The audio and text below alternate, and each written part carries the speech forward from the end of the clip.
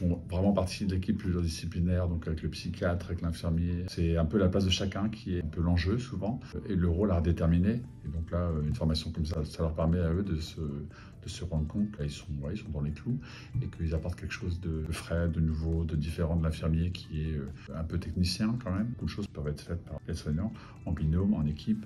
C'est ce qui revient souvent, quoi. Le travail d'équipe en psychiatrie, c'est indispensable. On se base sur la loi un peu, qui explique le placement du patient en psychiatrie, les droits du patient, le secret médical. Après, je parle évidemment de la fonction d'aide-soignant et je me base sur une fiche de poste un peu générale. Après, je parle de quelque chose de très important qui leur manque souvent et qu'ils n'ont pas eu pendant leur formation, un apport théorique sur les pathologies.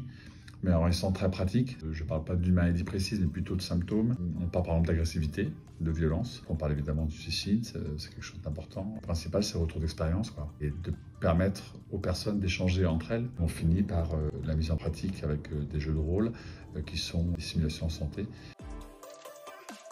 Oui, je parle de beaucoup de cas concrets. Je leur demande de me parler de leur expérience, eux. J'ai des supports vidéo, comme des entretiens psychiatriques, tout ça, pour que ce que je raconte de la théorie soit visible pour eux et que ça leur fasse écho par rapport à leur métier, par exemple. Mais le but, c'est aussi de trouver un peu des solutions. Les simulations santé, c'est pas du tout moi qui amène le scénario. Je me base toujours sur leur vécu. Je leur demande de penser à un scénario, je leur montre un peu comment se passe une simulation santé. La personne qui présente le cas ne joue pas son rôle, mais joue le rôle du patient qui était dans cette situation qui a été difficile ou pas. On voit la difficulté qu'elle a eue. Et pour le coup, elle le fait vivre à ses collègues.